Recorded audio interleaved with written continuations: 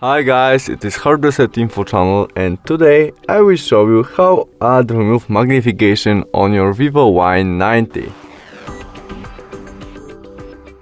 The first step to do that, we must go from main menu to the settings, where we scroll down to find shortcast and accessibility.